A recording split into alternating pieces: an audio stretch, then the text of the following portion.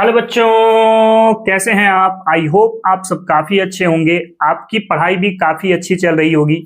बच्चों, हम लोग आज के इस वीडियो के अंदर में ऑर्गेनिक केमिस्ट्री का छठा लेक्चर की बात करने वाले हैं।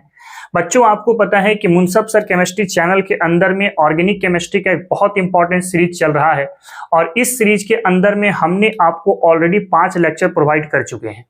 आज उसी सीरीज के अंदर में हमारे पास छठा लेक्चर होगा और इस लेक्चर के अंदर में हम लोग 2 प्रकार के नोमेनक्लेचर की बात करेंगे। एक होगा आपके पास ड्राइव्ड नेम और एक होगा आपके पास IUPAC नोमेनक्लेचर।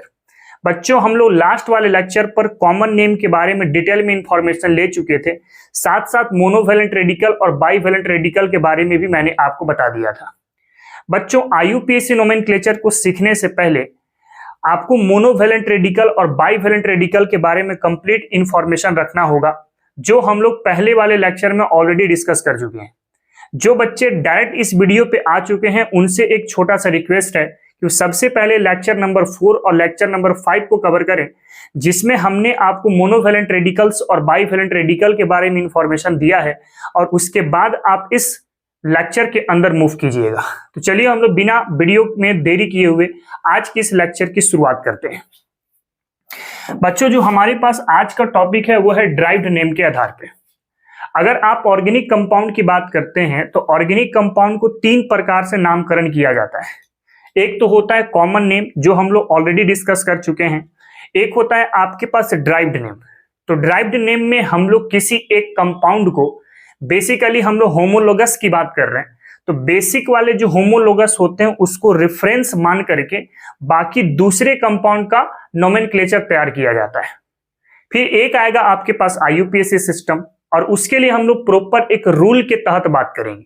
चलिए सबसे पहले ड्राइव्ड नेम में समझते हैं क्या होता है। तो यहां पे हम लोग कहते हैं इट्स नेम, जिसका नाम होगा इट्स नेम बेसिकली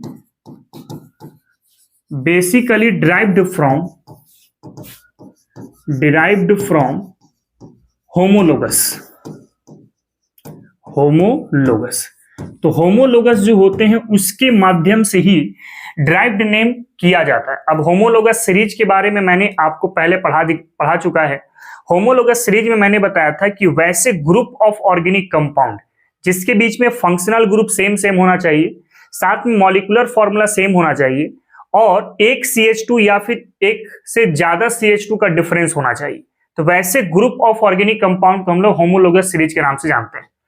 तो कोई भी बेसिक सा होमोलोगस को आपको सेलेक्ट करके चलना है और उसी के आधार पे बाकी सारे कंपाउंड का नोमेनक्लेचर तैयार करनी है। इसको एग्जांपल से समझने की कोशिश करें किस तरीके से होगा। जैसे एल्कीन है हमारे पास, तो एल्कीन का जो हम लोग होमोलोगस सेलेक्ट करेंगे, दिस इज अ होमोलोगस। तो इसका बेसिक सा जो होमोलोगस होगा, कौन सा होमोलोगस, बेसिक सा जो होमोलोगस होगा, इसके लिए हम टर्म यूज करेंगे बेटा इथाइलिन। क्या यूज करेंगे? इथाइलिन। अब इथाइलिन क्या होता है आपको पता होगा कि सर 2 कार्बन के बीच में अगर डबल बॉन्ड होता है तो उसी के लिए हम टर्म यूज करते हैं इथाइलिन का। इसका मतलब अगर आप यहां पे नोटिस करें तो 2 कार्बन के बीच में डबल बॉन्ड है, आप इसके लिए टर्म क्या यूज कर रहे हैं? तो सर इथाइलिन का टर्म यूज कर रहे हैं। एक बचा हुआ है आपके पास मिथाइल का पार्ट, तो इसका नाम क्या हो जाएगा? तो एक तो हो गया सर मिथाइल, और कार्बन कार्बन के बीच में डबल बॉन्ड वाले को आप क्या बोलेंगे? तो इथाइलिन नाम देंगे। तो इसका नाम क्या होगा? मिथाइल इथाइलिन इसका नाम हो जाएगा। ठीक है ना। सिमिलरली अगले वाले में देखें, यहां पे देखो 2 कार्बन के बीच में डबल बॉन्ड है सर, तो 2 कार्बन के बीच में डबल बॉन्ड नाम क्या पड़ा? इथाइलिन नाम पड़ा। ये भी मिथाइल है और ये भी मिथाइल है, 2 मिथाइल का पार्ट हो गया ना, तो नाम क्या देंगे इसका? डाइमिथाइल। और कार्बन कार्बन डबल बॉन्ड वाले को हमने नाम किया दिया इथाइलिन नाम दिया, तो इसका नाम हो गया डाइमिथाइल इथाइलिन।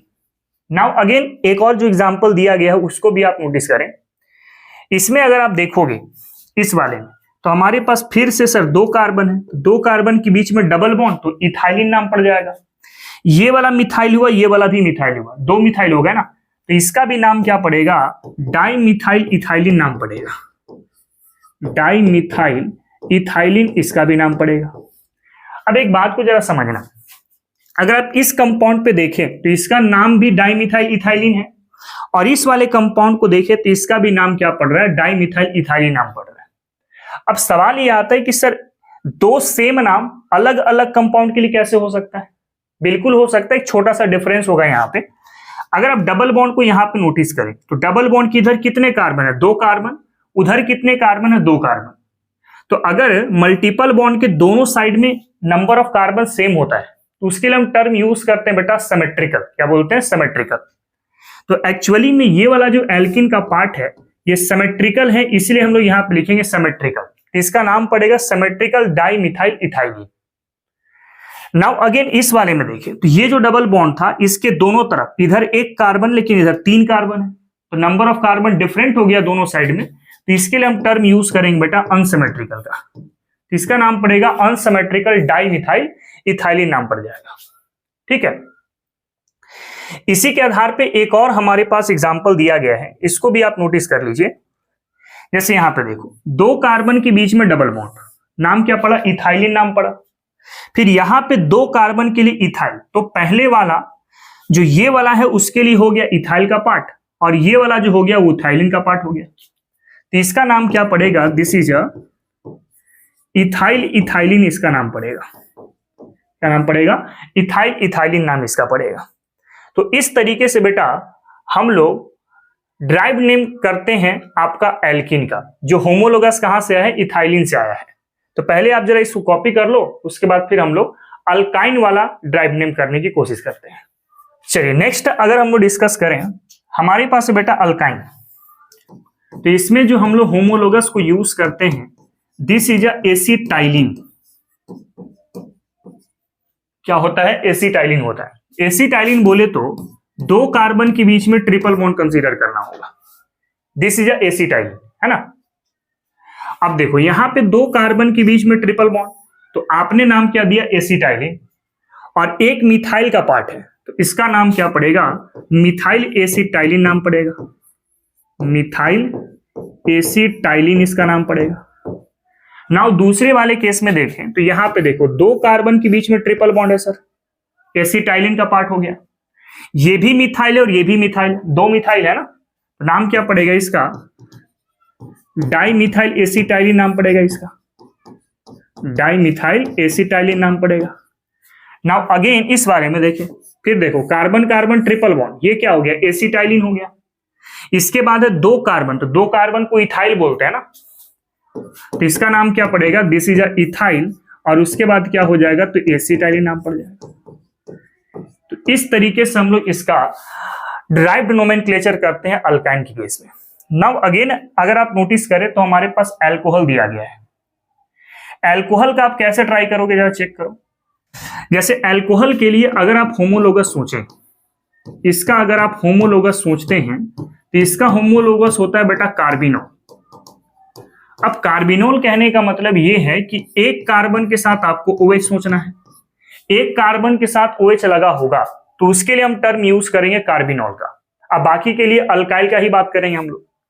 जैसे कि यहां पे एक कार्बन के साथ OH, ये तो सर कार्बिनोल का पार्ट हो गया, ये हो गया मिथाइल का पार्ट, तो नाम इसका क्या पड़ेगा? मिथाइल कार्बिनोल इसका नाम पड़ेगा। मिथाइल कार्बिनोल इसका नाम पड़ेगा। नाउ अगेन दूसरे वाले केस में देखें, देखो एक कार्बन के साथ OH, ये तो सर कार्बिनोल हो गया, ये भी मिथाइल है और ये भी मिथाइल है, 2 मिथाइल हो गया ना, तो इसका नाम क्या पड़ेगा? डाइमिथाइल कार्बिनोल हो जाएगा। डाइमिथाइल कार्बिनोल हो जाएगा। नाउ अगेन अगले वाले केस में देखें तो यहां पे देखो एक कार्बन के साथ OH, ये तो कार्बिनोल हो गया, ये जो है आपके पास आइसोप्रोपाइल का पार्ट है। हम लोग मोनोवैलेंट रेडिकल में ऑलरेडी डिस्कस कर चुके हैं, तो ये आइसोप्रोपाइल हो गया, ये कार्बिनोल हो गया, तो इसका नाम क्या पड़ेगा? This is a isopropyl carbinol. Isopropyl carbinol, इस तरीके से आप सोच सकते हैं। तो यहां पर हम लोगों ने अल्काइन के बारे में और अल्कोहल के बारे में ड्राइव नेम को डिस्कस कर चुका है। पहले आप इसको जरा कॉपी करो, उसके बाद अगले वाले टॉपिक की तरफ बढ़ते हैं। चलिए तो नेक्स्ट है हमारे पास अल्डिहाइड का ड्राइव नेम करना होगा। तो अल्डिहाइड का अगर हम लोग होमोलोगस की बात करते हैं, इसका अगर हम लोग बेसिक सा होमोलोगस की बात करें तो इसके लिए हम टर्म यूज करते हैं बेटा एसिटल्डिहाइड। क्या यूज करते हैं? एसिटल्डिहाइड के टर्म को यूज करते हैं। अच्छा, एसिटल्डिहाइड कहते किसको है? जैसे एक कार्बन के साथ अगर आप CHO ग्रुप सोच लोगे ना, तो इसके लिए हम टर्म यूज करते हैं एसिटल्डिहाइड का। एक्चुअली में ये मैं रेफरेंस लेके चल रहा हूं ताकि आप पकड़ सको। हाइड्रोजन आप खुद से भी सेटिस्फाइड कर सकते हैं, कोई मैटर नहीं करता वहां से, है ना। ऐसे एग्जांपल के लिए सोचे तो एक कार्बन के साथ सर CHO, तो एक कार्बन के साथ CHO को आपने क्या बोला, तो एसिटल्डिहाइड आपने नाम दिया। ये क्या हो गया, मिथाइल का पार्ट हो गया, तो इसका नाम क्या होगा, मिथाइल। और एक कार्बन के साथ CHO को आपने क्या बोला, एसिटल्डिहाइड नाम दिया। तो आप इसको ऐसा सोच सकते हैं। दूसरा वाला अगर आप नोटिस करें यहां पे, तो सर एक कार्बन के साथ CHO, ये तो सर आपका एसिटल्डिहाइड का पार्ट हो गया। फिर दो कार्बन है तो मिथाइल वाला पार्ट है, तो नाम क्या हो गया इसका, डाइमिथाइल, डाइमिथाइल एसिटल्डिहाइड आप सोच सकते हैं, डाइमिथाइल एसिटल्डिहाइड आप सोच सकते हैं। सिमिलरली अगले वाले केस को अगर आप नोटिस करें, अगले वाले केस को अगर आप नोटिस करेंगे तो आप देखो यहां पे एक कार्बन के साथ CHO, इसको हम लोगों ने क्या बोला, एसिटल्डिहाइड बोला। अब ये वाला जो पार्ट हो गया, दिस इज आइसोप्रोपाइल। ये कौन सा पार्ट है बेटा, आइसोप्रोपाइल का पार्ट है ना। और ये जो पार्ट है आपके पास, ये मिथाइल का पार्ट है, दिस इज मिथाइल। और आपको एक बात शुरू से पता है कि आइसोप्रोपाइल का आई अल्फाबेट में पहले आएगा इन कंपेरिजन टू M। तो पहले हम लोग लिख लेंगे आइसोप्रोपाइल, पहला हो गया आपके पास आइसोप्रोपाइल। फिर सेकेंड जो है आपके पास मिथाइल का पार्ट है, सेकेंड है आपके पास मिथाइल का पार्ट। नाउ एक कार्बन के साथ CHO को आप क्या बोलते हैं, तो एसिटल्डिहाइड नाम देते हैं। तो मिथाइल के बाद इसका नाम क्या होगा, एसिटल्डिहाइड नाम होगा। ड्राइव नेम बहुत आसान है, अगर आप एक बार छोटा सा चीज को समझ जाए ना, तो आप ड्राइव नेम किसी भी कंपाउंड को आसानी से कर सकते हैं। बस सबका होमोलोगस पकड़ के चलो और बाकी का उसी के अकॉर्डिंग नामकरण तैयार होता चला जाएगा। पहले इसको कॉपी करो, फिर एक और हम लोग पार्ट उठा के चलते हैं। चलिए नेक्स्ट अगर हम लोग डिस्कस करते हैं हमारे पास कार्बोक्सिलिक एसिड का। अगर कार्बोक्सिलिक एसिड का होमोलोगस पार्ट उठाएं, होमोलोगस, अच्छा ये जो होमोलोगस मैं यूज कर रहा हूं, बेसिक वाला पार्ट है ना, कौन सा है, बेसिक वाला पार्ट है। हमेशा याद रखना, सबसे छोटा वाला होमोलोगस बात कर रहा हूं, जिसको मैं बेसिक नाम दे रहा हूं। और इसका आप यूज करेंगे बेसिकली एसिटिक एसिड। क्या यूज करते हैं, एसिटिक एसिड यूज करते हैं। दैट मीन्स एक कार्बन के साथ COOH का ग्रुप होगा, तो उसके लिए हम टर्म यूज करते हैं एसिटिक एसिड का। जैसे एग्जांपल के लिए सोचे तो एक कार्बन के साथ COOH, ये क्या हो गया, एसिटिक एसिड, और ये हो गया मिथाइल का पार्ट।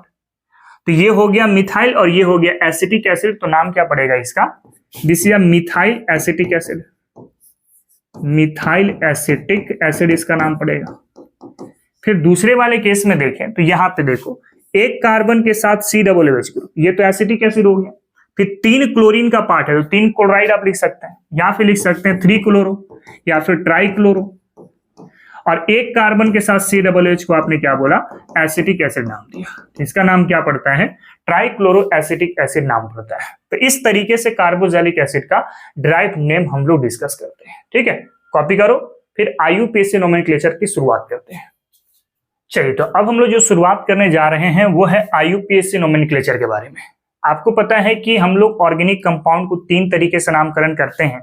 कॉमन नेम के बारे में आपको मैं पढ़ा दिया, अभी हम लोग जस्ट ड्राइव्ड नेम के बारे में भी पढ़े। तो अब हम लोग डिस्कस करने जा रहे हैं IUPAC नोमेनक्लेचर के बारे में, ठीक है ना। देखो IUPAC नोमेनक्लेचर लिखने का कुछ रूल्स होते हैं। बेसिकली हमारे पास 2 ही रूल होता है।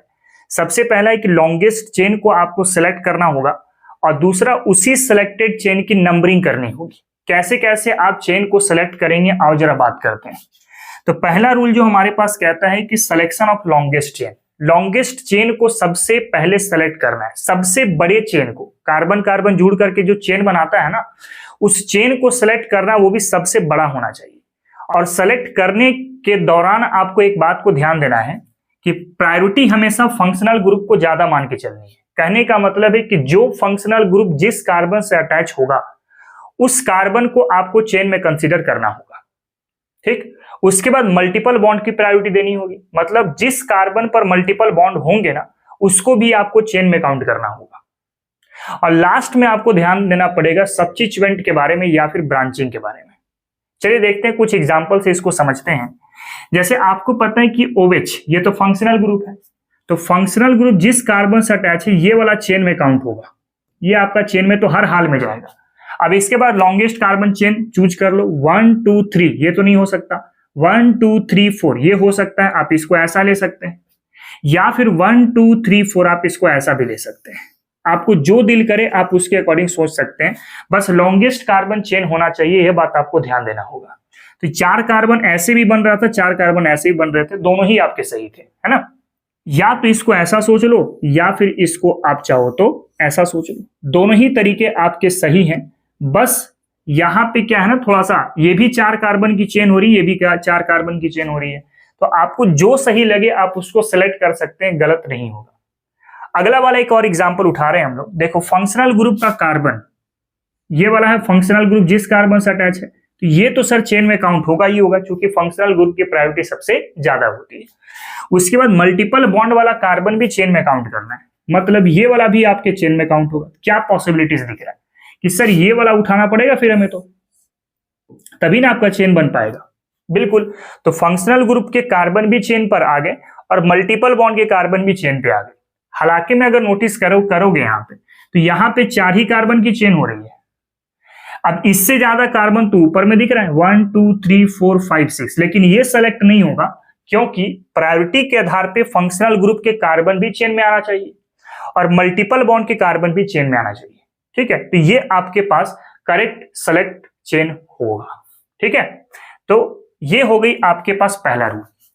अब देखो लॉन्गेस्ट चेन को सेलेक्ट करने के लिए बहुत सारी छोटी छोटी सब रूल्स होती है, एक एक करके हम लोग उन सब रूल को देखेंगे, उसके बाद हम लोग अगले रूल्स की तरफ बढ़ेंगे। देखो सबसे पहले लॉन्गेस्ट चेन सेलेक्ट करने का एक और रूल है सब रूल। ये तो एक रूल हो गया, एक रूल ये भी है, कह रहे कि if carbon containing functional group are present then carbon of functional group also be taken as in chain. कहने का मतलब है कि अगर कोई ऐसा फंक्शनल ग्रुप आप कंसीडर कर रहे हैं और उसके पास पहले से कार्बन मौजूद है, तो उस कार्बन को भी आपको चेन में काउंट करना होगा। जैसे कि आपको पता ही है कार्बोजेलिक है, तो कार्बोजेलिक के पास पहले से कार्बन मौजूद है, तो इसके कार्बन चेन में काउंट होंगे, है ना। यानी कि ये जो चेन है ऐसे चलेगा और मल्टीपल बॉन्ड पे लाके खत्म हो जाएगा, ये आपके पास करेक्ट चेन होगा। यही बात कह रहा है कि फंक्शनल ग्रुप के कार्बन भी चेन में काउंट होनी चाहिए।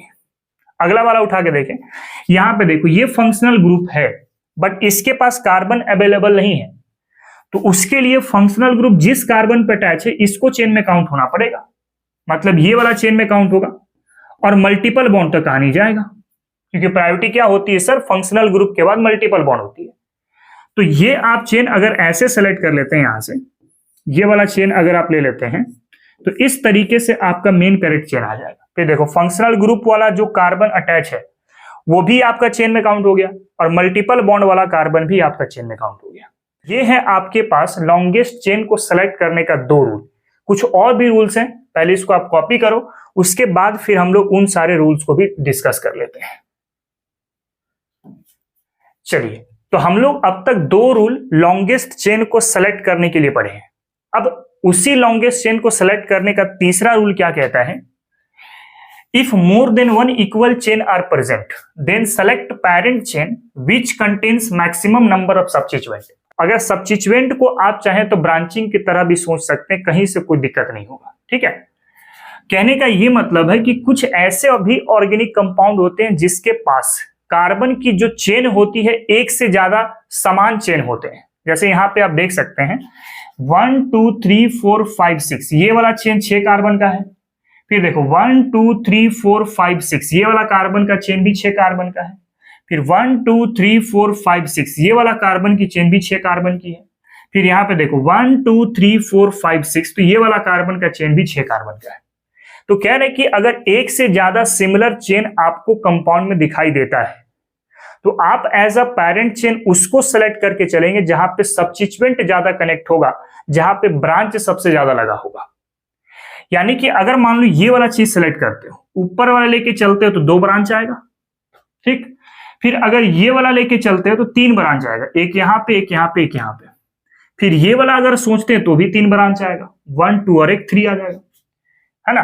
लेकिन अगर आप ये वाला सोचते हैं, ये वाला को अगर आप सोचें तो आपके पास टोटल कितने सबस्टिट्यूएंट कनेक्ट हो जाएंगे, 4, 1 2 3 और 4। तो सबसे ज्यादा सब्स्टिट्यूएंट जिस चेन पे कनेक्ट होगा ना वही आपका मेन पैरेंट चेन बनेगा। ठीक है, ये रूल यही कहता है। नेक्स्ट अगला रूल जो कह रहा है हमारे पास कि if more than one multiple bonds are present, अगर एक से ज्यादा कंपाउंड के अंदर में मल्टीपल बॉन्ड प्रेजेंट होता है तो कोशिश ये करना है कि maximum number of multiple bond आपको चेन में कंसीडर कर लेनी है। जैसे यहां पे देखिए 1 2 3 4 5 6, इधर से 6 कार्बन की चेन है, करेक्ट। फिर देखो 1 2 3 4 5, इधर से 5 कार्बन की चेन है। तब भी आपके पास यहां पे जो चेन सेलेक्ट होगा ना ये वाला सेलेक्ट होगा। क्यों? इस वाले चेन पे सारे मल्टीपल बॉन्ड कवर हो गए ना, क्योंकि प्रायोरिटी जो होती है वो सर फंक्शनल ग्रुप के बाद किसके पास होती है? फंक्शनल ग्रुप के पास मल्टीपल बॉन्ड के पास होती है। तो मल्टीपल बॉन्ड को आपको चेन में कंसीडर करना होगा। तो वही रूल कह रहा है कि if more than one multiple bonds are present, अगर कंपाउंड के अंदर में एक से ज्यादा मल्टीपल बॉन्ड हो जाते हैं तो वैसे सिचुएशन में select as a parent having maximum number of multiple bond. तो आपको कोशिश ये करना है कि जो आप चेन सेलेक्ट कर रहे हैं ना वो maximum number of multiple bond को कवर कर ले। ठीक है, ये रूल ये कहता है। तो हम लोग अब तक टोटल 4 रूल डिस्कस कर चुके हैं जिसमें हम लोग लॉन्गेस्ट चेन को सेलेक्ट करने के तरीके को सीखे हैं। और भी तरीके हैं, जरा इसको पहले कॉपी करना। नेक्स्ट अगर हम लोग डिस्कस करें यहां पर numbering of selected parent chain, तो जो 4 रूल के आधार पे हम लोग जो लॉन्गेस्ट चेन को सेलेक्ट किए, अब वही सेलेक्टेड चेन को हमें नंबरिंग करनी है। और नंबरिंग करने के लिए भी आपको फंक्शनल ग्रुप, मल्टीपल बॉन्ड और सब्स्टिट्यूएंट को ही प्रायोरिटी ऑर्डर मान के चलनी होगी। और फंक्शनल ग्रुप जिस कार्बन से अटैच होगा उसको लोवेस्ट नंबर मिलना चाहिए, मल्टीपल बॉन्ड जिस कार्बन पर होंगे उसको लोवेस्ट नंबर मिलना चाहिए, और लास्ट में हम लोग देखेंगे सब्स्टिट्यूएंट को, है ना। लिखा हुआ यहां पे selected parent chain number from which side having functional group multiple bond substituent are present and given to lower number. मतलब फंक्शनल ग्रुप के कार्बन को सबसे कम नंबर मिलना चाहिए, मल्टीपल बॉन्ड को भी आपको सबसे कम नंबर मिलना चाहिए। एमएफ लिखा गया है यहाँ पर, एमएफ नहीं है बल्कि ये एमबी है, मल्टीपल बॉन्ड है ना। मल्टीपल बॉन्ड वाले को लोअर नंबर मिलना चाहिए।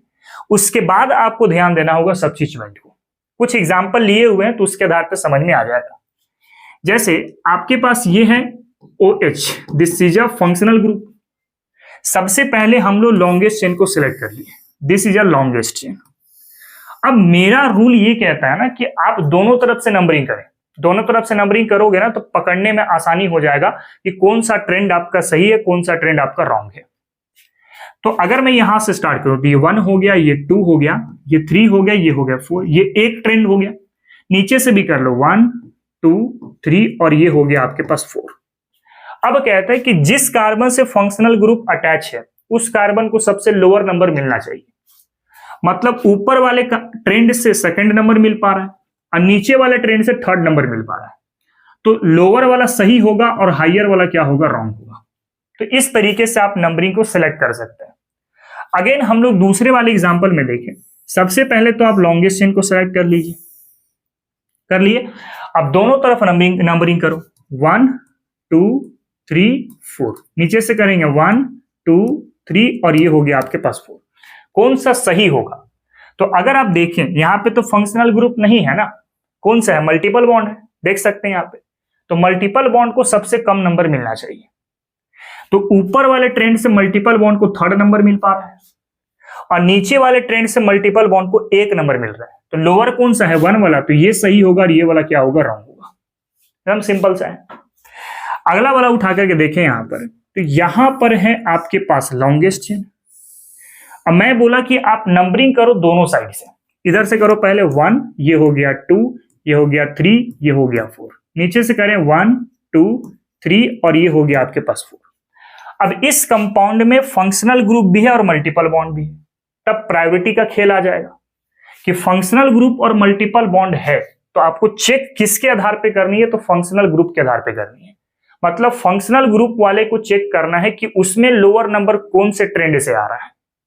जैसे फंक्शनल ग्रुप ये है तो इधर से चलेंगे तो सेकंड कार्बन आ रहा है और इधर से चलेंगे तो थर्ड कार्बन आ रहा है। तो लोअर कौन सा है, सेकंड वाला ना, तो ऊपर वाला सही होगा, नीचे वाला क्या होगा, रॉन्ग होगा। उसी तरीके से अगले वाले केस में देखें, हमारे पास है ये वाला longest carbon chain, this is longest carbon chain. अब एक चीज देखना, Cl जो होता है ना, ये हमेशा सबस्टिट्यूएंट की तरह काम करेगा। कैसा? सबस्टिट्यूएंट यानी ब्रांचिंग की तरह काम करता है, वो आगे डिस्कस करेंगे हम लोग। यहां पर ये है आपके पास मेन फंक्शनल ग्रुप, जिसे आप फंक्शनल ग्रुप, और ये हो गया आपके पास मल्टीपल बॉन्ड। तो अगर इस एग्जांपल में नोटिस करें तो सबस्टिट्यूएंट भी है, फंक्शनल ग्रुप है और मल्टीपल बॉन्ड भी है। तो प्रायोरिटी के आधार पे सबसे पहले फंक्शनल ग्रुप को सोचना पड़ेगा, मतलब फंक्शनल ग्रुप के कार्बन को लोअर नंबर मिलना चाहिए। तो इधर से अगर मैं लूं तो 1 हो गया, 2 हो गया, ये 3, ये हो गया 4 और ये हो गया 5। नीचे वाले ट्रेंड से 1 2 3 4 और 5। अब जरा चेक करो, तो अगर आप इधर से ट्रेंड देखें तो OH के कार्बन को 3rd नंबर, नीचे वाला ट्रेंड को देखें तो OH के कार्बन को 3rd नंबर। मतलब फंक्शनल ग्रुप के आधार पे तो आप ये ट्रेंड सेलेक्ट नहीं कर पाए, क्योंकि दोनों साइड से आपको 3 ही नंबर पर फंक्शनल ग्रुप कनेक्ट दिखाई दे रहा है। फंक्शनल ग्रुप के बाद आपको मल्टीपल बॉन्ड देखना होगा। तो अगर आप ऊपर वाले ट्रेंड से देखें तो मल्टीपल बॉन्ड 4 नंबर से स्टार्ट हो रहा है, नीचे वाले ट्रेंड से देखें तो मल्टीपल बॉन्ड 1 नंबर से स्टार्ट हो रहा है। तो लोअर कौन सा है? नीचे वाला। तो ये वाला सही होगा और ये वाला क्या होगा? रॉन्ग होगा। इस तरीके से हम लोग सेलेक्टेड चेन की नंबरिंग करते हैं, ठीक है। इसको पहले आप देखो, उसके बाद अगले वाले रूल्स की तरफ बढ़ते हैं हम लोग। अगला वाला रूल हमारे पास क्या कहता है?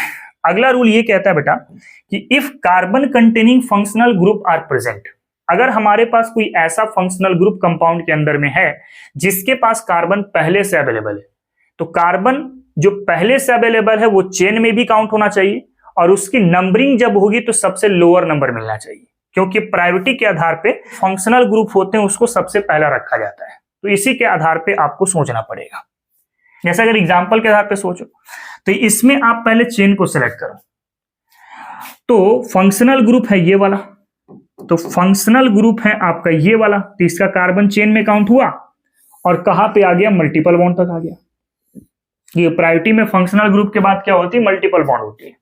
अब कह रहा है कि फंक्शनल ग्रुप के जो कार्बन है उसको सबसे लोएस्ट नंबर मिलना चाहिए नंबरिंग के आधार पे। तो फंक्शनल ग्रुप के कार्बन ये है तो इसको 1 नंबर दे दो, उसके बाद ये 2, ये हो गया आपके पास 3 और ये हो जाएगा आपके पास 4। अब देखो फंक्शनल ग्रुप के कार्बन को लोअर नंबर मिल गया है।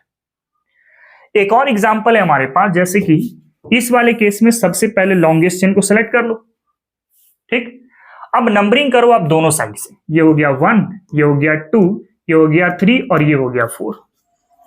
नीचे साइड से करें तो 1 हो गया, 2 हो गया, 3 हो गया, 4 हो गया। तो ऊपर वाला ट्रेंड से कीटोन को 2nd नंबर मिल रहा है और नीचे वाले ट्रेंड से कीटोन को 3rd नंबर मिल रहा है। छोटा कौन सा है? ऊपर वाला। तो ऊपर वाला सही होगा और नीचे वाला क्या होगा? रॉन्ग होगा। तो रूल कह रहा है कि फंक्शनल ग्रुप में अगर कार्बन मौजूद है तो उसके कार्बन को आपको लोअर नंबर देना होगा। क्या देना होगा? लोअर नंबर देना होगा।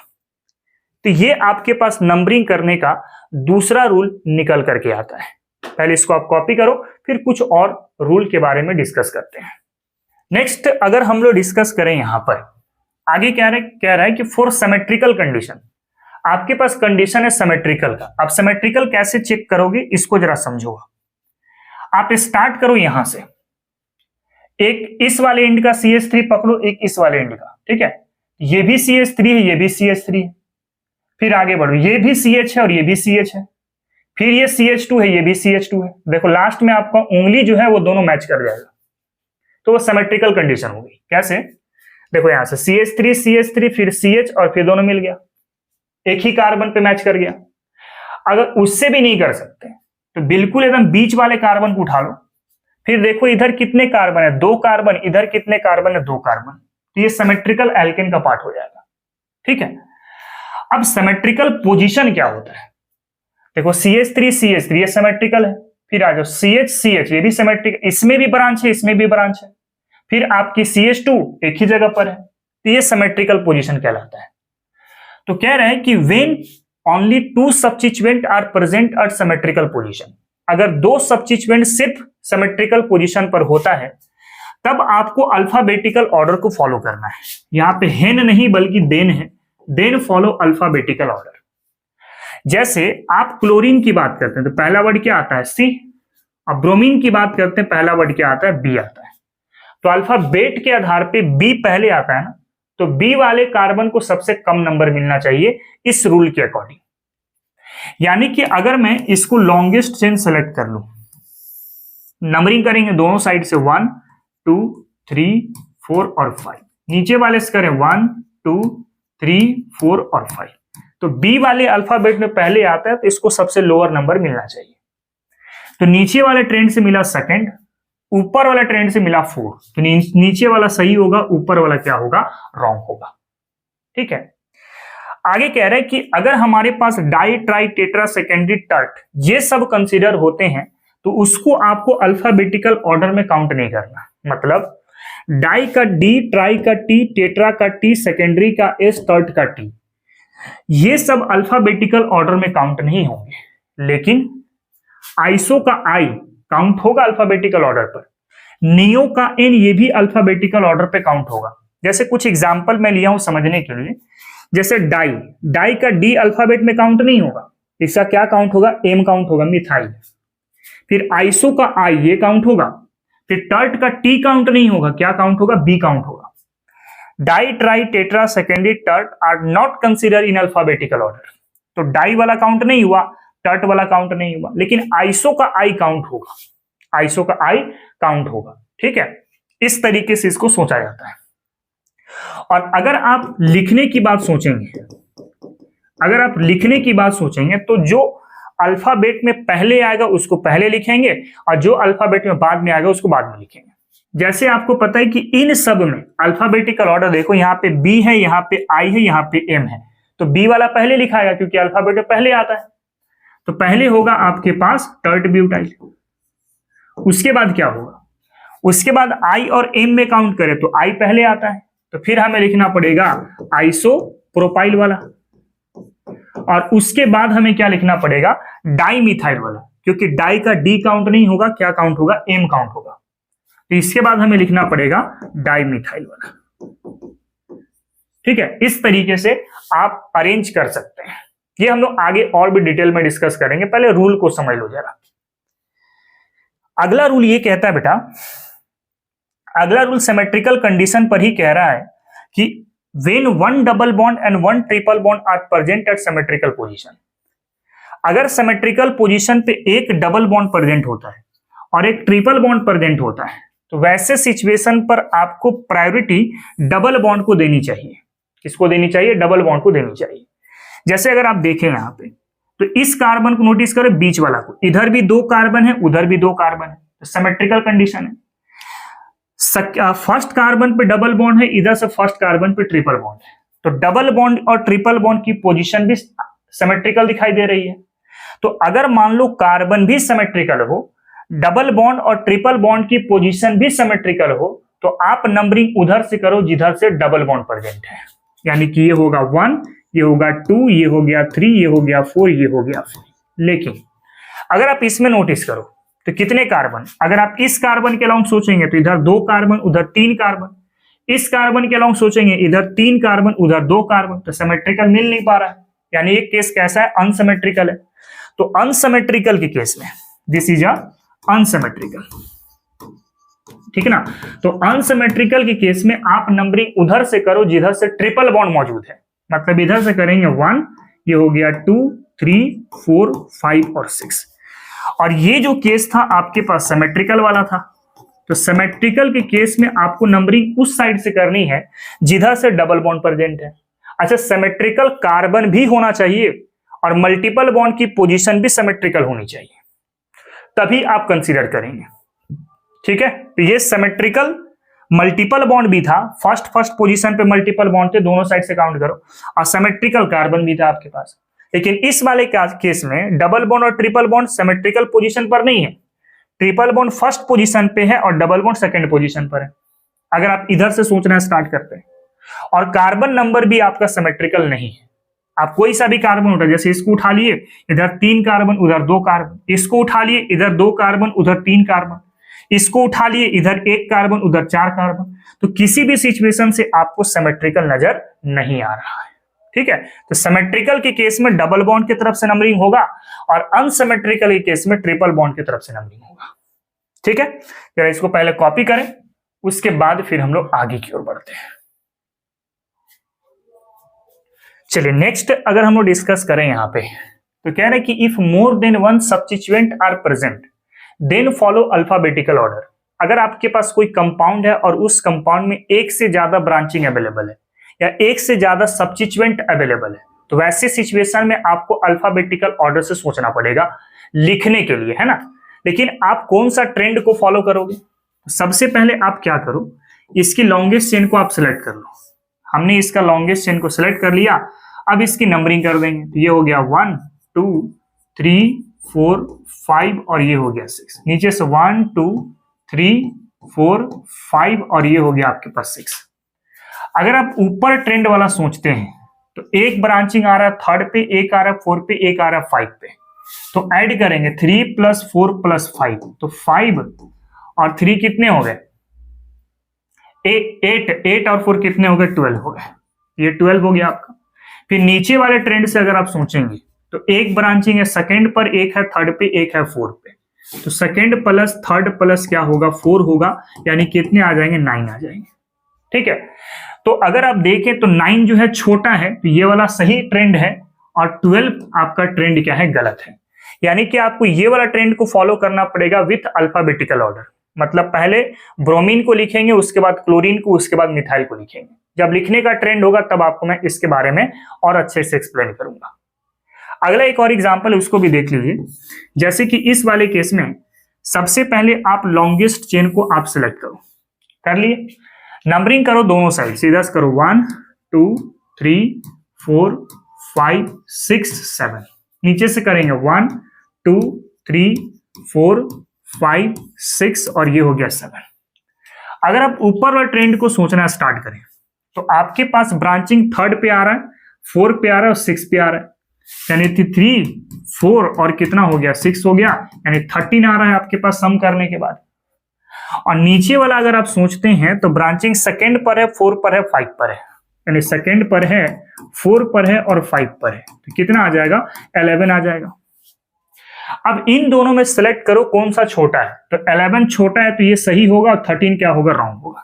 मतलब नीचे वाला ट्रेंड सही है और ऊपर वाला ट्रेंड आपका क्या है? रॉन्ग है। तो अल्फाबेटिकल ऑर्डर कैसे फॉलो करेंगे? तो सबसे पहले मिथाइल को एक्सप्लेन, सबसे पहले इथाइल को एक्सप्लेन करेंगे, उसके बाद मिथाइल को एक्सप्लेन करेंगे, उसके बाद नाइट्रो को एक्सप्लेन करेंगे और इस वाले ट्रेंड के आधार पे सेलेक्ट करेंगे। ठीक है, पहले इसको देखो, उसके बाद बढ़ते हैं फिर हम लोग अगले पॉइंट की तरफ। देखो अगला पॉइंट ये कहता है कि if more than one functional group are present, अगर कंपाउंड के अंदर एक से ज्यादा फंक्शनल ग्रुप होते हैं तो कोई एक ही को सीनियर कंसीडर किया जाता है, बाकी सारे फंक्शनल ग्रुप को एज ए सब्स्टिट्यूएंट मान के चलते हैं या फिर ब्रांचिंग मान के चलते हैं। जैसे आपके पास पता है ये भी फंक्शनल ग्रुप है, ये भी आपके पास फंक्शनल ग्रुप है अल्डिहाइड का, और ये भी फंक्शनल ग्रुप है बेटा अल्कोहल का। अब इनमें से ये जो कार्बोक्सिलिक वाला पार्ट है this is main functional group. तो मेन फंक्शनल ग्रुप कोई एक ही होगा, बाकी ये दोनों जो होंगे आपके सब्स्टिट्यूएंट की तरह वर्क करेंगे। किसके तरह वर्क करेंगे? सब्स्टिट्यूएंट की तरह वर्क करेंगे। ठीक है, मतलब ये वाला कार्बन चेन में काउंट होगा और बाकी का कार्बन चेन में काउंट नहीं होगा। जैसे इसका कार्बन चेन में काउंट नहीं होगा, इसको लोअर नंबर देना होगा 1 2 3 और ये हो गया आपके पास 4। तो कुछ इस तरीके से आपके पास सारे के सारे IUPAC के रूल्स होते हैं। मैं एक मर्तबा रूल को आपको फिर से सुना देता हूं। सबसे पहले आपको लॉन्गेस्ट चेन को सेलेक्ट करनी है और लॉन्गेस्ट चेन को सेलेक्ट करने का टोटल हमने 4 रूल बताया। सबसे पहला था फंक्शनल ग्रुप, मल्टीपल बॉन्ड और सब्स्टिट्यूएंट के कार्बन को ध्यान रखना है। सेकेंड, अगर कार्बन कंटेनिंग फंक्शनल ग्रुप है तो उसके कार्बन को भी चेन में काउंट करना है। थर्ड, अगर एक से ज्यादा सिमिलर चेन होता है तो आपको उसको चेन के रूप में सेलेक्ट करना है जहां पे ब्रांचिंग सबसे ज्यादा कनेक्ट होगा। और फोर्थ, हमने आपको बताया कि अगर एक से ज्यादा मल्टीपल बॉन्ड होता है तो कोशिश ये करना है कि मैक्सिमम से मैक्सिमम मल्टीपल बॉन्ड आपके चेन में कंसीडर हो जाए। अगर आपने चेन को सिलेक्ट कर लिया तो चेन को सिलेक्ट करने के बाद आपको तुरंत नंबरिंग करनी है। नंबरिंग करने का तरीका हमने दोनों साइड से बताया आपको। आप दोनों साइड से करो और फंक्शनल ग्रुप को पहले प्रायोरिटी रखो, उसके बाद मल्टीपल बॉन्ड को, उसके बाद सब्स्टिट्यूएंट को। और सारे जो मैं बोला, जैसे फंक्शनल ग्रुप के कार्बन है तो उसको लोएस्ट नंबर दो, मल्टीपल बॉन्ड के कार्बन को लोएस्ट नंबर सोचो, फिर सब्स्टिट्यूएंट को आखिरी में हम लोग सोचेंगे। फिर कार्बन कंटेनिंग अगर फंक्शनल ग्रुप होता है तो उसके कार्बन को सबसे लोअर नंबर देना है। फिर हम लोग बात किए कि अगर सिमेट्रिकल कंडीशन आती है तो सिमेट्रिकल कंडीशन पर हमारे पास पहला है कि दो सब्स्टिट्यूएंट सिमेट्रिकल पोजीशन पर हो तो अल्फाबेटिकल ऑर्डर में सोचना पड़ेगा। फिर मैं बोला कि अगर सिमेट्रिकल कंडीशन पर डबल बॉन्ड और ट्रिपल बॉन्ड होते हैं तो डबल बॉन्ड को एज अ प्रायोरिटी मान के चलनी पड़ेगी और अनसिमेट्रिकल पर ट्रिपल बॉन्ड को प्रायोरिटी मान के चलेगी। फिर हमने आपको एक बात बताया कि अगर कंपाउंड के अंदर में एक से ज्यादा सब्स्टिट्यूएंट प्रेजेंट होता है तो सब्स्टिट्यूएंट का ट्रेंड देखने के लिए आप सम वाला रूल को अप्लाई करना और लिखने की जब कोशिश करेंगे तो हम लोग उसके लिए अल्फाबेटिकल ऑर्डर सोचेंगे। कैसा सोचेंगे? Alphabetical order. फिर लास्ट वाला जो रूल था कि अगर कंपाउंड के अंदर एक से ज्यादा फंक्शनल ग्रुप होगा तो वैसे सिचुएशन में कोई एक ही मेन काम करेगा, बाकी सब आपके सब्स्टिट्यूएंट की तरह काम करेगी। अब इसमें सीनियरिटी और जूनियरिटी का खेल होगा, वो हम लोग आगे की ओर डिस्कस करेंगे। जैसे यहाँ पे कार्बोक्सिलिक मेन सीनियर है तो इसका कार्बन चेन में भी काउंट होगा और इसको सबसे लोएस्ट नंबर मिलेगा। हालांकि में ये भी फंक्शनल ग्रुप है बट ये सब्स्टिट्यूएंट की तरह वर्क करने लगेगा और OH भी फंक्शनल ग्रुप है तो ये भी सब्स्टिट्यूएंट की तरह वर्क करने लगेगा। ठीक है, पहले इसको आप कॉपी करो, फिर इसके फॉर्मेट को समझते हैं कि लिखने का तरीका क्या होगा। तो अगर हम लोग देखें यहाँ पे फॉर्मेट क्या है लिखने का, सबसे पहले आपको कंसीडर करना है प्रीफिक्स को। प्रीफिक्स में हमारे पास दो है बाबू, एक है सेकेंडरी प्रीफिक्स और एक है प्राइमरी प्रीफिक्स। तो सेकेंडरी प्रीफिक्स में हम लोग बेसिकली सब्स्टिट्यूएंट को कंसीडर करते हैं। किसको कंसीडर करते हैं? सब्स्टिट्यूएंट को, या फिर ब्रांचिंग आप इसको कह सकते हैं। ब्रांचिंग आप इसको कह सकते हैं। पहले तो आपको ब्रांचिंग को कंसीडर करना पड़ेगा विथ लोकेंट, और लोकेशन को दिखाने के लिए आपको कॉमा का इस्तेमाल करना है। जैसे एग्जांपल के लिए 2, 3, 4 इस तरीके से। तो लोकेशन को दिखाने के लिए आप कॉमा का इस्तेमाल करोगे। फिर प्राइमरी प्रीफिक्स में आप यूज करोगे अगर कंपाउंड साइक्लिक होगा तो उसके लिए आपको प्रीफिक्स में लगाना पड़ेगा साइक्लो। क्या लगाना पड़ेगा? साइक्लो। फिर इसके बाद है आपके पास वर्ड रूट। तो वर्ड रूट को बेटा हम लोग अल्क नंबर कहते हैं, ये तो आपको पता है। अल्क नंबर कहने का मतलब जैसे एक कार्बन है तो सर इसको मिथ नाम देते हैं, 2 कार्बन के लिए आप इसको इथ नाम देते हैं, 3 कार्बन के लिए सर इसको प्रोप नाम देते हैं, 4 कार्बन के लिए इसको ब्यूट नाम देते हैं। तो इस तरीके से हम लोग नोमेनक्लेचर का स्टार्टिंग में इसके बारे में बताया हुआ है। फिर प्राइमरी सफिक्स आता है, तो प्राइमरी सफिक्स यूज करते हैं अगर मान लो सिंगल बॉन्ड है तो आपको ANE को बोलना पड़ेगा। अगर आपके पास डबल बॉन्ड है तो ENE बोलना पड़ेगा। ट्रिपल बॉन्ड है तो आपको बोलना पड़ेगा YNE। ये तो आपको पता ही है।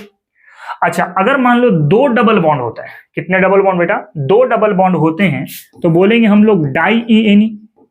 3 डबल बॉन्ड होता है तो ट्राई-ENE आप कह सकते हैं। फिर YNE अगर मान लो 2 या फिर ट्रिपल बॉन्ड 2 होता है तो उसके लिए बोलेंगे डाई-YNE। 3 ट्रिपल बॉन्ड होता है तो बोलेंगे ट्राई-YNE। इस तरीके से आप सोचेंगे। और लास्टली हम लोग कंसीडर करते हैं सेकेंडरी सफिक्स को, जो मेन फंक्शनल ग्रुप की तरह काम करेगा। कैसा काम करेगा? मेन फंक्शनल ग्रुप की तरह काम करेगा। तो लिखने का ये वाला फॉर्मेट है कि पहले ब्रांचिंग देखो, फिर साइक्लिक देखो, फिर अल्क नंबर देखो, फिर सैचुरेटेड अनसैचुरेटेड को पकड़ो और लास्ट में आप लिख दो मेन फंक्शनल ग्रुप को।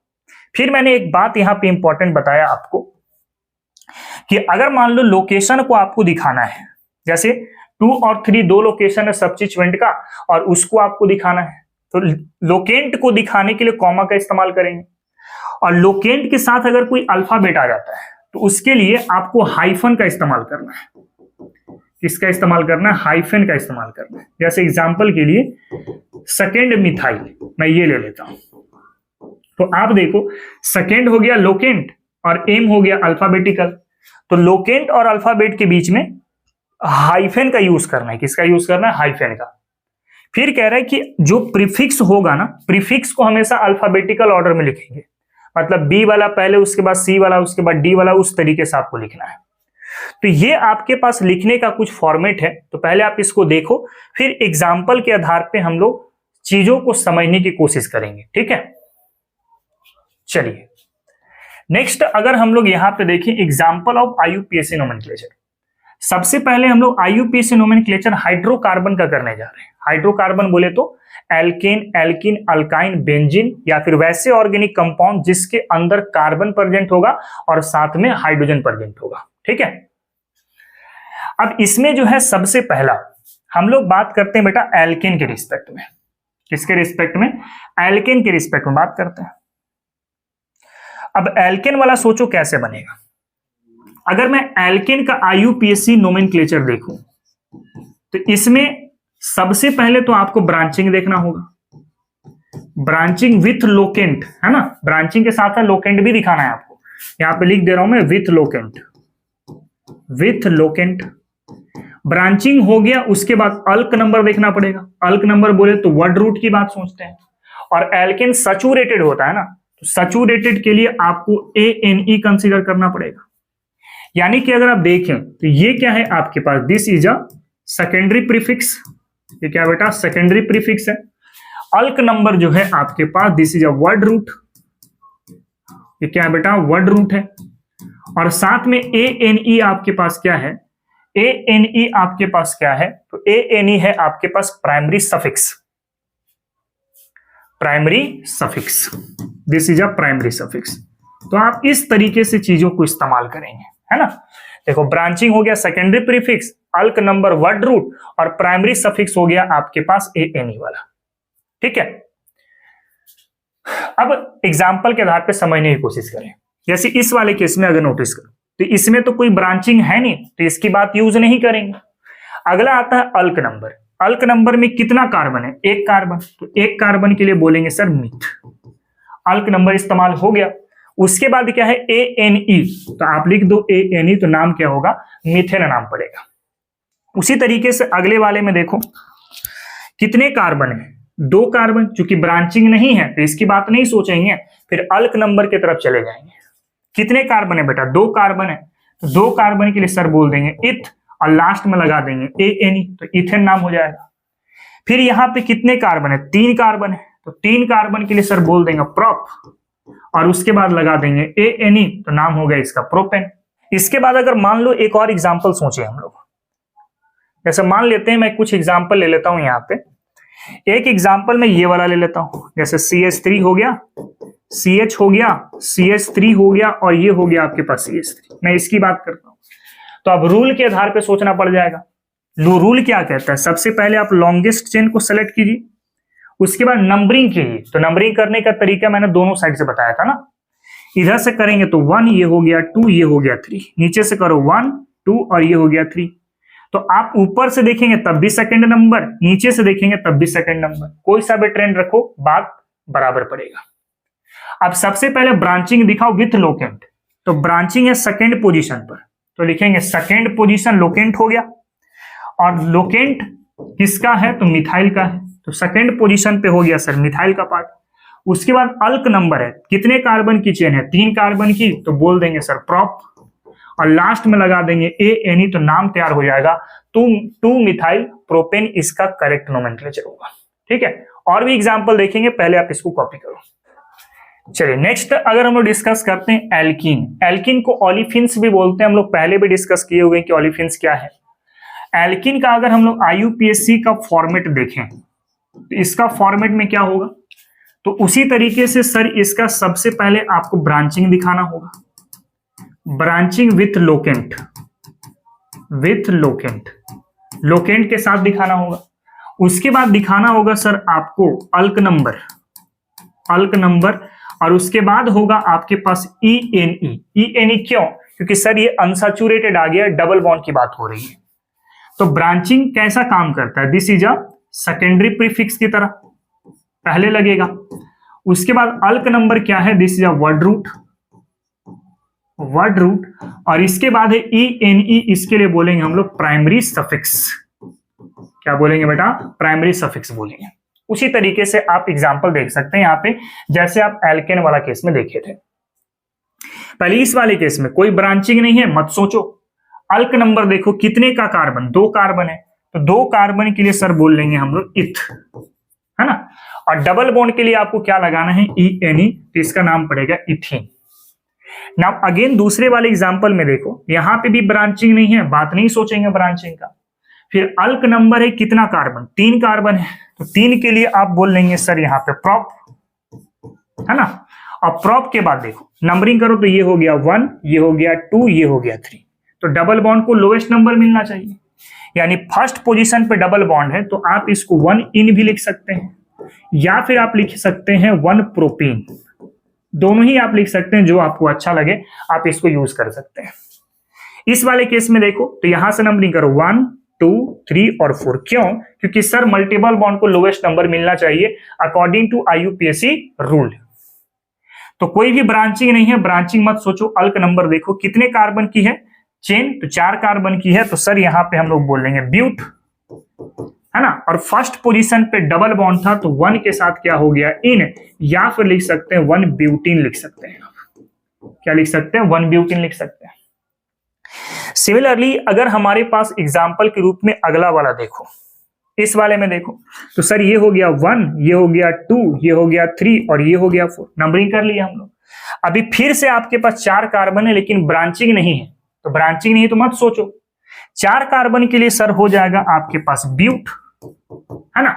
उसके बाद है डबल बॉन्ड सेकंड पोजीशन पर है, तो डबल बॉन्ड के लिए सेकंड पोजीशन दिखाओ EN, या फिर क्या लिख सकते हैं, तो सेकंड पोजीशन पे आप ब्यूटेन लिख सकते हैं, ये भी आपका सही हो जाएगा। अगला वाला में देखो तो यहां पे ब्रांचिंग आ गया, ये मल्टीपल बॉन्ड है और ये ब्रांचिंग है, तो प्रायोरिटी किसकी ज्यादा होती है? मल्टीपल बॉन्ड की होती है ना। नंबरिंग किधर से करेंगे? मल्टीपल बॉन्ड की तरफ से। नंबरिंग हो गया, थर्ड पोजीशन पे एक ब्रांच है, तो ब्रांचिंग पहले लगाओ, थर्ड पोजीशन पे ब्रांच है, तो थर्ड पे हो गया सर मिथाइल का पार्ट। उसके बाद हो गया 4 कार्बन, तो 4 कार्बन के लिए हो गया सर ब्यूट, और फर्स्ट पोजीशन पे हो गया सर ENE, आप इसको ऐसा दिखा सकते हैं।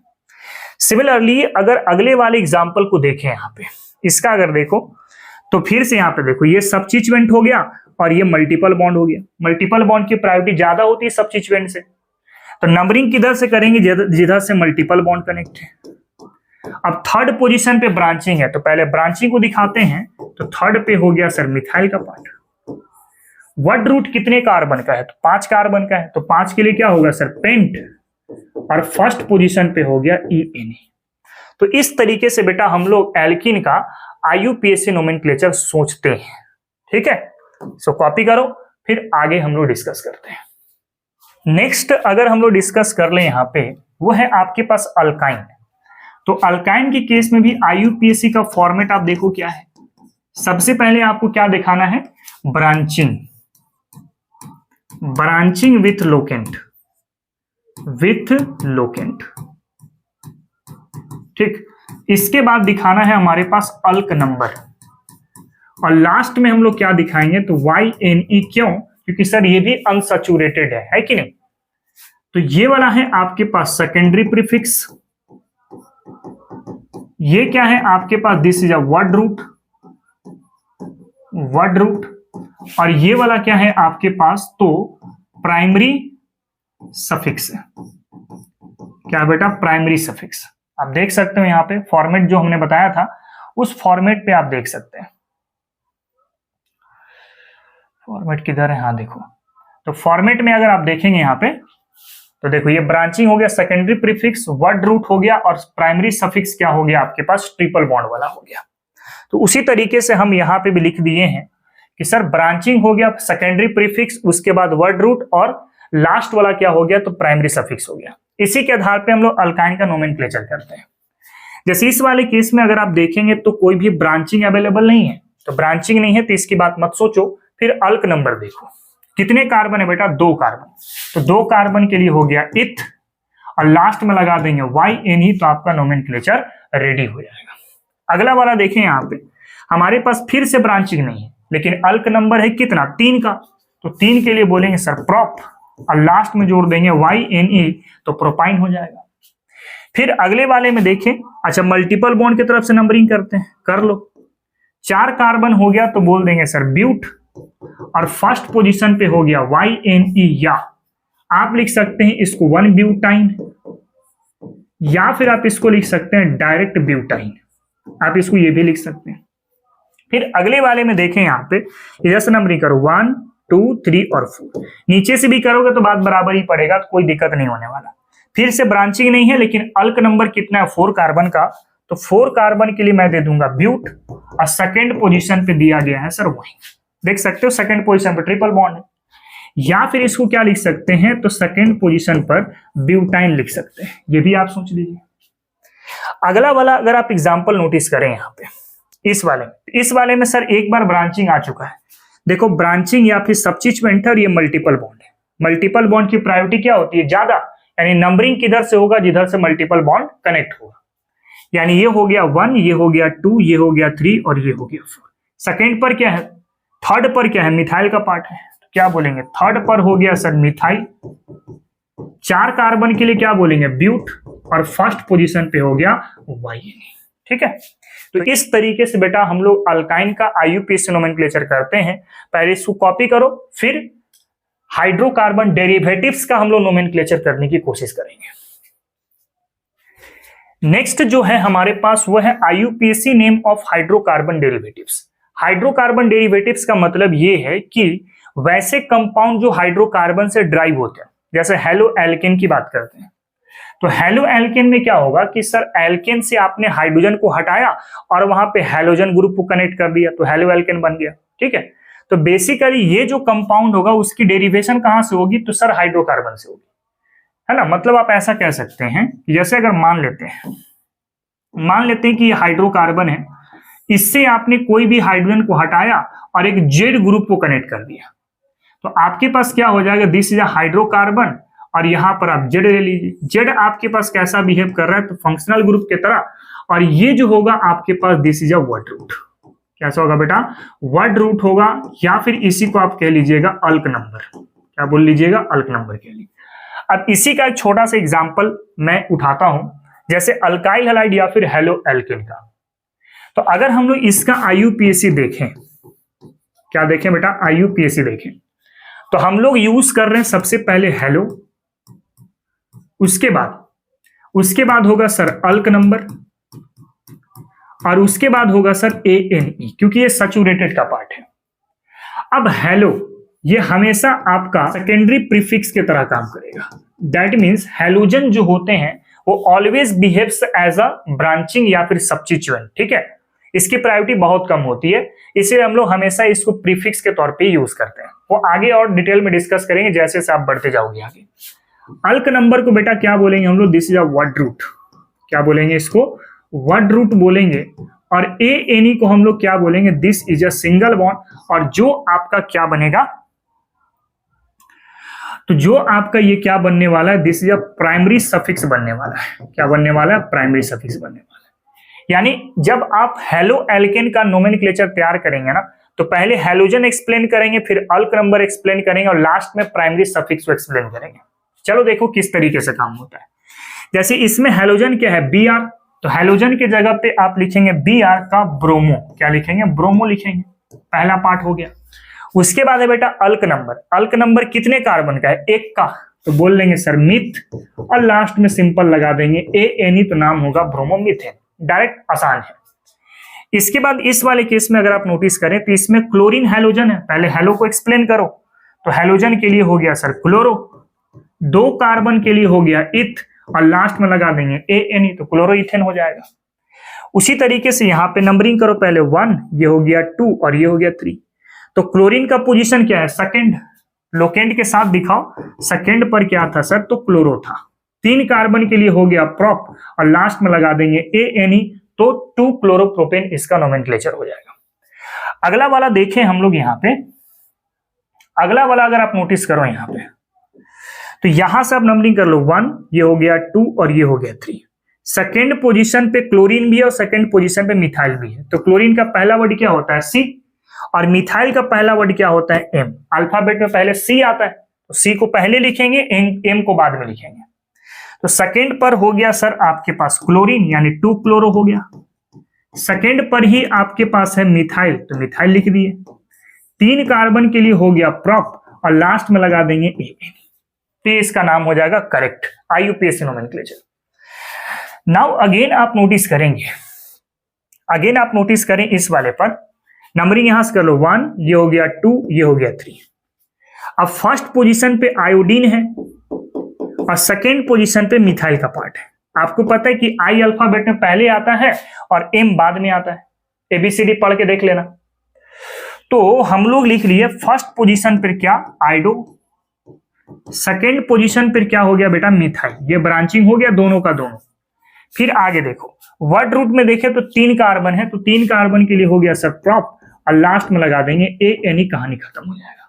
ठीक है, अगला वाला देखें यहाँ पे, तो यहाँ पे ले लो, यहाँ से 1 2 और ये हो गया 3, ये हो गया 4। सेकेंड पर आयोडीन का पार्ट है, तो डायरेक्ट लिखेंगे सेकेंड आयोडो, 4 कार्बन के लिए हो गया ब्यूट, और लास्ट में हो गया ANE।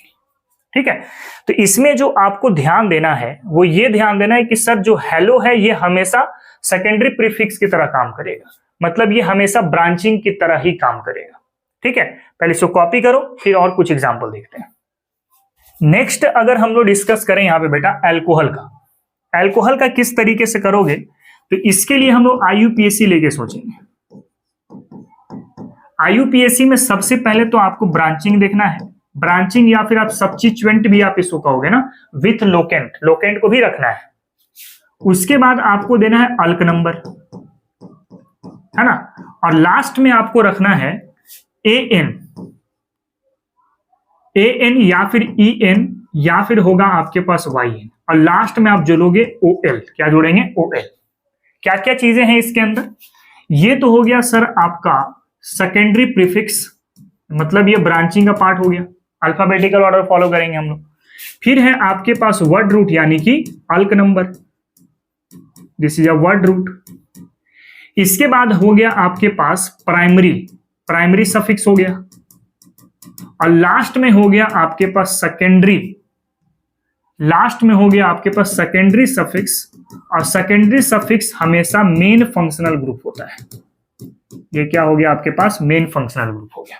ठीक है, इसी के आधार पे हम लोग अल्कोहल का IUPAC नोमेनक्लेचर करने की कोशिश करेंगे। जैसे इसमें कोई ब्रांचिंग नहीं, ब्रांचिंग मत सोचो, आगे बढ़ो। अल्क नंबर कितने कार्बन का है, 1 का, तो बोल देंगे सर मिथ। ठीक, उसके बाद कार्बन के बीच में सिंगल बॉन्ड है तो AN यूज कर देंगे, और लास्ट में क्या लगा देंगे, OL लगा देंगे। अब यहां पे एक इंपॉर्टेंट बात समझना, नोट पॉइंट, मैं यहां पे एक इंपॉर्टेंट बात दे रहा हूं। जैसे मान लो ANE और लास्ट में है OL, फिर मैं लिया ENE और लास्ट में है OL, फिर है आपके पास YNE और लास्ट में है OL। OL के लिए अल्कोहल डिनोशन होता है ना। अब देखो ये भी आपके पास भावेल है और ये भी आपके पास क्या बेटा, तो भावेल है, ये भी आपके पास क्या भावेल है। तो 2 भावेल के बीच में अगर मान लो आपके पास 2 भावेल्स होते हैं, जैसे ये भी भावेल है ये भी भावेल है, तो वैसे सिचुएशन में E को काउंट नहीं करेंगे और डायरेक्ट इसको लिखेंगे क्या, तो लास्ट में AN और लास्ट में होगा OL होगा। समझ रहे हो बात को, आगे बात करते हैं। जैसे यहां पे देखो ये वाला E भी भावेल है और O भी भावेल है, दोनों ही भावेल है आपका, तो दोनों भावेल है तो वैसे सिचुएशन में E को काउंट नहीं करेंगे, डायरेक्ट लिखेंगे क्या, तो होगा इनोल होगा डायरेक्ट। फिर अगले वाले केस में देखें यहाँ पे भी भावेल है, ये भावेल है और ये भी क्या है, भावेल है, दोनों भावेल है तो E को नहीं काउंट करेंगे, है ना।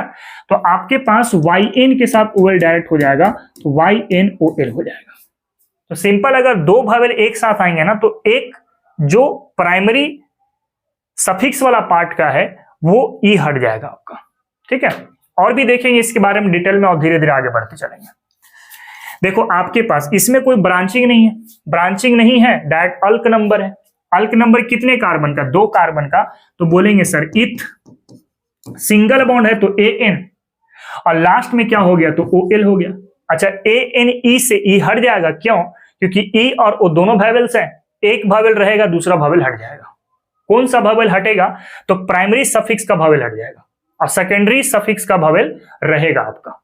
ठीक है, आगे बढ़ते हैं। यहां से नंबरिंग करो, 1, ये हो गया 2, ये हो गया 3, ये हो गया 4। ब्रांचिंग नहीं है, आगे बढ़ो। अल्क नंबर, अल्क नंबर कितने कार्बन का है, 4 कार्बन का, तो बोलेंगे ब्यूट। सिंगल बॉन्ड के लिए क्या बोलेंगे, AN, और फर्स्ट पोजीशन पे अल्कोहल है तो बोलेंगे 1OL, या फिर आप इसको क्या बोल सकते हैं, तो डायरेक्ट आप इसको ब्यूटानोल भी कह सकते हैं, कोई दिक्कत नहीं। अगला वाले इसमें देखेंगे, पहले नंबरिंग कर लो आप। ये हो गया आपके पास 1, ये हो गया 2, ये हो गया 3। ठीक है, इधर से भी करेंगे तो 1 2 3 आएगा, किधर से भी देखो तो सेकंड पोजीशन पर ही आना है। अब सेकंड पोजीशन पे एक मिथाइल का पार्ट है और सेकंड पोजीशन पे अल्कोहल का पार्ट है। तो मिथाइल कैसा है, दिस इज ब्रांचिंग, अल्कोहल क्या है, this is main functional group. तो पहले ब्रांचिंग एक्सप्लेन करो विथ लोकेंट। तो सेकंड पोजीशन पे हो गया सर मिथाइल का पार्ट। आगे बढ़ो, अल्क नंबर देखे 3 कार्बन का, तो 3 कार्बन का अल्क नंबर क्या होता है, प्रोप, और प्रोप हो गया। और सब कार्बन के बीच में सिंगल बॉन्ड है तो लास्ट में क्या लगाएंगे, एन। कौन सा पार्ट हो गया, अल्क नंबर भी हो गया, एन का भी पार्ट हो गया। और सेकंड पोजीशन पे अल्कोहल का पार्ट है तो सेकंड पोजीशन पे OL लिख देंगे, इसका नाम क्या होगा, 2 मिथाइल प्रोपेन 2 ऑल, इसका नाम हो जाएगा। आगे बढ़ते हैं, इस वाले केस में देखो नंबरिंग करो यहां से 1 2 3 और 4। देखो थर्ड पोजीशन पे एक ब्रांचिंग है तो लिखेंगे हम लोग थर्ड पे हो गया सर मिथाइल का पार्ट। 4 कार्बन है तो बोलेंगे सर ब्यूट, सब सिंगल बॉन्ड है तो हो गया AN, ये यूज हुआ, ये भी हो गया, ये भी हो गया। फर्स्ट पोजीशन पे अल्कोहल का पार्ट था तो 1 पे हम लोग OL लिख देंगे, कहानी खत्म हो जाएगा। ठीक है, आगे बढ़िए। नेक्स्ट हम लोग देखने वाले हैं, नेक्स्ट हम लोग डिस्कस कर रहे हैं इसके बारे में। तो यहां से नंबरिंग करो 1, ये हो गया 2, ये हो गया 3, ये हो गया 4। अब देखो थर्ड पोजीशन पे मिथाइल का पार्ट है, पहले ब्रांच एक्सप्लेन करो। तो थर्ड पे हो गया सर मिथाइल, कितने कार्बन है, 4 कार्बन की चेन है तो उसके लिए बोल देंगे सर ब्यूट, सब सिंगल है तो AN, और सेकंड पोजीशन पे दारू, तो सेकंड पोजीशन पे अल्कोहल हो गया, यूपी से तैयार हो गया। आगे बात करें यहाँ पे 1, ये हो गया 2, ये हो गया 3। अब देखो सेकंड पोजीशन पे मिथाइल का पार्ट है और सेकंड पर ही अल्कोहल का पार्ट है तो लिखेंगे सेकंड पोजीशन पे हो गया सर मिथाइल का पार्ट, ब्रांच हो गया। वर्ड रूट कितने कार्बन का है, 3 कार्बन का, तो बोलेंगे सर प्रोप, और थर्ड पोजीशन प्रोप हो गया। अब सारे कार्बन के बीच में सिंगल बॉन्ड है तो लास्ट में क्या लगाएंगे, AN, और सेकंड पोजीशन पे अल्कोहल है तो सेकंड पर क्या हो गया, OL हो गया।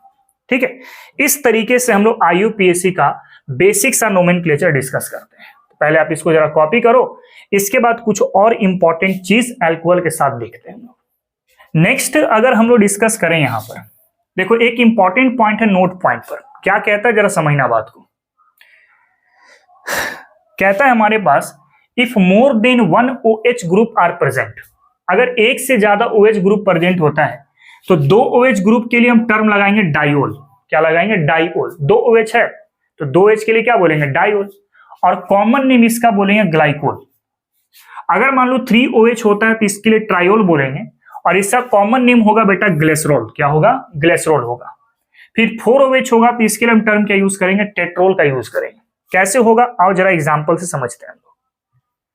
सबसे पहले देखो आप कॉमन नेम सोचो, जैसे एक कार्बन यहां पर, एक कार्बन यहां पर है, ठीक है, दोनों अलग अलग कार्बन से हाइड्रोजन हटा होगा। या फिर क्या कह रहे हैं कि सर अगल बगल वाले कार्बन पे OH लगा हुआ है, तो अगल बगल वाले कार्बन से हाइड्रोजन हटा होगा तभी ना OH लगा। तो एडजेसेंट कार्बन से अगर हाइड्रोजन हटता है तो लास्ट में क्या लगाते हैं, लीन लगाते हैं। ये मैं ऑलरेडी डिस्कस करा दिया हूं लेक्चर नंबर 4 पे, मोनोवैलेंट रेडिकल पर। तो 2 कार्बन के लिए हो गया कॉमन नेम इथ, और लास्ट में लगा देंगे लीन, नाम इसका क्या होगा, इथाइलिन। और 2 OH के लिए आप कॉमन नेम क्या यूज करते हो, ग्लाइकोल, तो इसका नाम होगा ग्लाइकोल। इसका कॉमन नेम क्या पड़ता है, इथिलीन ग्लाइकोल नाम पड़ता है। फिर इस वाले केस में देखो, यहां पे भी दोनों OH ग्रुप एडजेसेंट कार्बन पर, तो दोनों OH ग्रुप एडजेसेंट पर है तो लास्ट में क्या लगाते हैं, लीन लगाते हैं ना। तो 3 कार्बन के लिए हो गया प्रोप, और लास्ट में लगा देंगे लीन, तो नाम होगा प्रोपाइलिन। और 2 OH के लिए आप क्या बोलते हो, तो ग्लाइकोल बोलते हो, इसका नाम क्या होगा, प्रोपाइलिन ग्लाइकोल इसका नाम पड़ेगा। अगले वाले में देखो 3 OH ग्रुप है बेटा, कितना है, 3 OH ग्रुप। 3 OH ग्रुप का डायरेक्ट नाम पड़ता है ग्लिसरॉल। क्या नाम पड़ता है, ग्लिसरॉल डायरेक्ट नाम पड़ता है। ठीक है, फिर आगे वाले केस में अगर आप नोटिस करें, इस वाले में यहां पे आप नोटिस करो, तो यहां पे जो OH ग्रुप है वो टर्मिनल वाले कार्बन पे कनेक्ट है, दोनों इंड वाले कार्बन पे कनेक्ट है। और दोनों इंड वाले कार्बन पे अगर हाइड्रोजन हटाया जाता है तो पॉलीमिथाइलिन का टर्म यूज करते हैं। बाबू ये मैं लेक्चर नंबर 4 पे ऑलरेडी डिस्कस करा दिया है, जो बच्चे नहीं पकड़ पा रहे वो पहले लेक्चर नंबर 4 को कवर करें, 5 को कवर करें, तब इस वाले लेक्चर की तरफ मूव करेंगे। ठीक है, तो दोनों इंड वाले कार्बन पर OH ग्रुप कनेक्ट है तो इसके लिए पॉलीमिथाइलिन का टर्म यूज करेंगे। तो कितने हो गए 1 2 3 कार्बन। तो 3 कार्बन के लिए बोलेंगे ट्राई और उसके बाद बोलेंगे मिथाइलिन, तो ये ट्राई मिथाइलिन हो गया। और 2 OH के लिए क्या बोलते हैं, तो ग्लाइकोल बोलते हैं, तो इसका नाम होगा ट्राइमिथिलिन ग्लाइकोल। अब इन सब का IUPAC नोमेनक्लेचर करो, तो ये 1 हो गया, ये 2 हो गया। ब्रांचिंग नहीं है तो डायरेक्ट लिखेंगे इथेन, और एक OH है फर्स्ट कार्बन पर, एक OH है सेकंड कार्बन पर, एक है सर फर्स्ट कार्बन पे, एक है सेकंड कार्बन पे, 2 OH ग्रुप है तो क्या बोलेंगे, डायोल बोलेंगे, कहानी खत्म। वही बात मैं बोला हूं अभी थोड़ी देर पहले कि 2 OH ग्रुप होता है तो डायोल लगाते हैं विथ लोकेंट, लोकेंट के साथ में, ठीक है। जैसे अगले वाले एग्जांपल पे नोटिस करें, तो ये फर्स्ट कार्बन हुआ, सेकंड कार्बन हुआ, थर्ड कार्बन हुआ, कोई ब्रांच नहीं है तो ब्रांच एक्सप्लेन नहीं करेंगे, डायरेक्ट वर्ड रूट में आ जाओ तो बोलेंगे प्रोपेन, और एक है फर्स्ट कार्बन, एक है सेकंड कार्बन, और 2 OH ग्रुप के लिए क्या हो गया, तो डायोल हो गया। उसी तरीके से इस वाले में देखो, तो ये 1 हो गया, ये 2 हो गया, ये 3 हो गया। तो 3 कार्बन है तो 3 कार्बन के लिए क्या बोलेंगे, प्रोप, एक है फर्स्ट पे, एक है सेकंड पे, एक है थर्ड पे, और हो गया दैट ट्रायोल, कहानी खत्म हो गया। 3 कार्बन के लिए क्या बोलेंगे, ट्रायोल बोलेंगे। फिर अगले वाले केस में आप नोटिस करें तो ये हो गया फर्स्ट कार्बन, ये हो गया सेकंड कार्बन, ये हो गया थर्ड कार्बन, तो 3 कार्बन के लिए क्या बोलते हैं बेटा, प्रोप बोलते हैं। अब देखो एक OH है फर्स्ट कार्बन पे, एक OH है थर्ड कार्बन पे, तो क्या बोलेंगे 1,3 और उसके बाद हो जाएगा डायोल हो जाएगा। तो इस तरीके से हम लोग अल्कोहल का भी IUPAC के साथ साथ कॉमन नेम कर सकते हैं। यहाँ पे ध्यान देने वाली चीज ये है कि 2 OH ग्रुप को डायोल बोलेंगे और कॉमन नेम पे ग्लाइकोल बोलेंगे, 3 OH के लिए ग्लिसरॉल बोलेंगे, 4 के लिए क्या बोलेंगे, टेट्रोल बोलेंगे, ठीक है। तो इस तरीके से बच्चों हम लोग आज के लेक्चर को खत्म कर चुके हैं, यानी लेक्चर नंबर 6 पे हम लोग IUPAC नोमेनक्लेचर का एक रूल्स पढ़े हैं और साथ में कुछ कुछ इंपॉर्टेंट IUPAC नोमेनक्लेचर भी डिस्कस किए हुए। IUPAC का टोटल 3 से 4 लेक्चर जाएगा हमारे पास, हर एक टाइप की IUPAC नोमेनक्लेचर मैं आपको समझाऊंगा, चाहे वो नीट की बात हो, चाहे वो JEE की बात हो, चाहे JEE एडवांस तक की बात हो, वो सारी की सारी नोमेनक्लेचर हर एक प्रकार की करने की कोशिश करेंगे, ठीक है। तो हम लोग आज के लेक्चर को यहीं पे खत्म करते हैं और मिलते हैं फिर हम लोग बेटा नेक्स्ट क्लास पर एक नए जोश के साथ, नए उमंग के साथ। आज के लिए इतना ही। जय हिंद, जय भारत, जय विज्ञान। Thank you very much.